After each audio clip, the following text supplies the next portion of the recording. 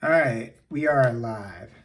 So today I want to just go through an example of designing a controller. We've kind of seen this a little bit before, but I just want to go through this exercise again to help you with your homework this week. On Friday, I'm going to introduce a new topic, which is basically another way of analyzing control systems. But today we're just going to use kind of the methodology we already have.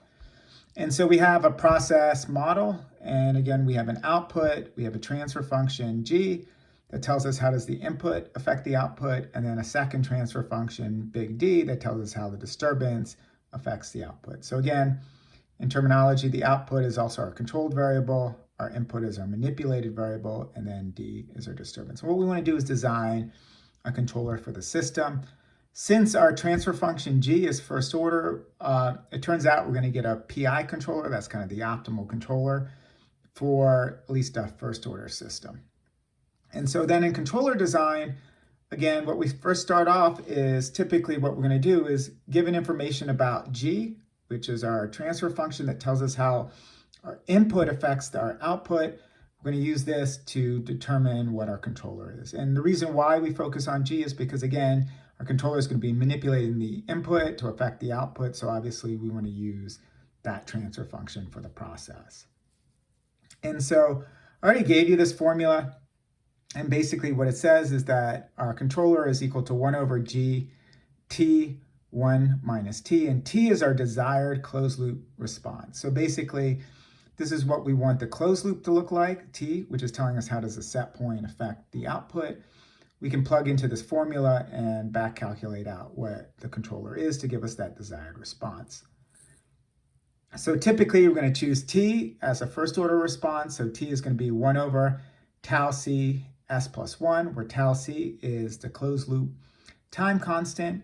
And then to make our life easier, we're just going to assume that we're going to set that closed loop time constant tau of C equal to our open loop time constant tau. So that's the tau basically in our G function. And what we're saying here is that basically tau C is equal to tau. And then in this example, we're just basically saying tau 3, which again is our tau C, right? Because we're using our G, the tau from our first order transfer function. So given that information, one of the nice things about using this simple rule about making the closed loop dynamics being the same speed as the open loop dynamics is it basically takes out this decision variable. So we don't really actually have to worry about this anymore because we're just setting it equal to our open loop time constant. So basically, if you plug it in, you get C is equal to 1 over G, 1 over tau S. The 1 over tau S is the T over 1 minus T part. That's kind of the closed loop response. And then if we plug in G, right, basically we're going to get 1 over K tau S plus 1 over tau S. And then if we just refactor this, basically we get 1 over K all times 1 plus 1 over tau S. And if you remember what a PI controller is, basically this is our K of C. And then right here is our integral time. So kind of putting this all together for a first order system, a simple tuning rule is just to set the closed loop, set the controller gain equal to 1 over the open loop process gain and set the integral time equal to the time constant for G. All right, so now let's go back to our example. So we have y is equal 4 over 3s plus 1u plus 5 over 6s plus 1d. So basically, if G is 4 over 3s plus 1, that tells us that the gain is 4, the time constant is 3, which tells us that our controller gain, which is 1 over k, is 1/4, and then our tau I is equal to 3. The next thing we can do is we can look at the closed loop transfer function. So basically, what we're looking at here is GC all over 1 plus GC. And then by design, we want this, basically we chose C in such a way that this closed loop transfer function is equal to 1 over 3s plus 1. And so again, that's by design. And then, you can actually also go through the math. So here's the G, here's the C, here's the 1 plus the GC. You see that 4 and the 1/4, those cancels out. cancel out. You get the 3s plus 1, the 3s plus 1, those cancel out, and then the 3s plus 1, the 3s plus 1, the 4s cancel out. And basically that's equal to 1 over 3s plus 1 over 3s. And if you simplify this out, you get 1 over 3s plus 1. And so one of the nice things about this is basically we're specifying again what we want the closed loop response to be, and basically want to just have a gain of 1 in the same time constant as g. And then we're back solving c, and our c, of course, tells us that the kc is 1/4, and our integral time is equal to 3. So again, we can think about the set point response. So this is basically how does y set affect y. Obviously, that's the transfer function gc all over 1 plus gc.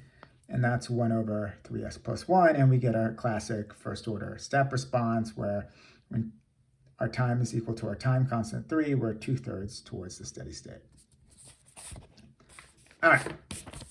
So next part is the disturbance response. So here we're looking at how does in the closed loop, how does our output, how is it affected by our disturbance? And in that case, it's d all over 1 plus gc. But I like to write this factors out. So here's d, and here's the 1 plus gc. So normally d, you can think about that as how does the disturbance affect the output. And then this is basically the 1 over 1 plus gc. It's known as the sensitivity function in control. Basically, that is basically attenuating the ability of d to affect y. So it's kind of a 1 over something, because 1 over something is going to be, think about it as like less than 1. Though typically that analogy doesn't work perfectly here. But basically, when you divide something by something bigger than 1, you're going to have an attenuating effect. All right, so d, 1 plus gc. Our d is 5 over 6s plus 1. So that is the d part. And then this is right here, the 1 over 1 plus gc. And I already showed you previously that this is by design 3s over 3s plus 1. But you can also go through the math. So we still have our d here, and then we get the 4 over 3s plus 1, the 1/4, 3s plus 1 over 3s. So that's our g, that's our c. And basically everything cancels out. The 4s cancels out, the 3s plus 1s cancel out, and we get 1 over 1 plus 1 over 3s, right? And then if you follow this through, we get kind of the d part, and then we have, when you clear this out, you multiply top and bottom by 3s, you're going to get 3s over 3s plus 1. So you take this, you multiply it out, and basically we get our disturbance response transfer function. So y is 15s over 6s plus 1, 3s plus 1 d. And whenever you have a 0, you always want to use the initial value and final value theorem. So again, the initial value theorem is y is equal to t equals 0. And so here we're basically setting s equal to infinity. Since we have s all over s squared, that tells us this is going to be equal to 0. And then the final value is basically setting s equal to 0. So the numerator becomes 0, and we get 1 on the bottom. And so it's 0. So we're going to start at 0 and then end at 0. And if you're going to sketch this response, right? So here's the response. This would be a unit step response. Basically, you're going to start at 0. You're going to go up, and then you're going to come back down. So the disturbance is going to hit the system, and then the controller is going to attenuate the response. So the question might be, where's that peak response? Right here. There's actually no simple analytic solution for this. And so I actually went to MATLAB and solved it, and the peak response is about 4.1 time units. So somewhere in between the two time constants. And if you look at, typically I told you can just sum up the time constants to get an idea for the dynamics. And the sum of those two time constants is 9. That falls right around this point right here. So you're probably, it's kind of going up, and maybe it's down about 1/3. So still got a way to go for getting to the steady state. I should emphasize, when I do this initially, I just kind of drew a curve. However, if you actually look at what the MATLAB plot looks like, it's actually a very rapid increase. And then you kind of have that slow exponential decrease. And that 9 point is, somewhere around there. So again, it's going to be order where the time constants are. So if these were 60 and this was 30, then this would be around 40, right? And so you're kind of getting an order magnitude estimate, but it's kind of a little bit difficult to get this exactly, but you kind of get a ballpark estimate by using the sum of the time constants. So one of the last things I want to do is one of the questions with disturbance is it's not always clear whether it's going to go up and then down, or actually down and then back up. So I'll show you a trick that doesn't always work. Normally you can figure this out. If all my numbers are positive and D is a positive, a unit step, then I expect to go up. And if I had a minus sign up here, I expect it to go down. But can we be a little bit more rigorous about it? And at least for relative degree 1 systems, we can. So relative degree 1 meaning that the order S is, power of S is 1 at the top and it's S squared at the bottom if there's only a difference of 1. So there's no inflection, so to speak. And so again, the question is whether it's kind of going up and then down, or if it's kind of going down then back up. I don't mean to be the inflection here. I mean to emphasize that's kind of when the disturbance hits. And so one way to do this is you can look at the initial slope. So if you're going up, you're going to have a positive slope, and if you're going down, you're going to have a negative slope. So basically we're asking what's the derivative of y with respect to t at t equals 0. It turns out you can use basically the initial value theorem for this, right? Because remember, when you take the derivative of y, it becomes sy, and then the initial value theorem was s times it, so it becomes the limit is s squared y of s as s goes to infinity. And then for a unit step response, this actually just simplifies down to basically we're taking the limit as s goes to infinity of sg. And I should emphasize that that's g of s. So before, if we were looking at the initial value of just y, we'd look at g of s at 0. And now we're looking at sg of s. Correct me. So if we're looking at y at t equals 0, we're looking at g evaluated at s equals infinity. Same way, if we want to look at the initial derivative, right, the initial slope, we're going to look at sg of s at s equals infinity. And so in this case, basically, we have our transfer function, 15. It was before 15s. Now it becomes 15s squared over 6s plus 1, 3s plus 1, and we want to evaluate at s equals infinity.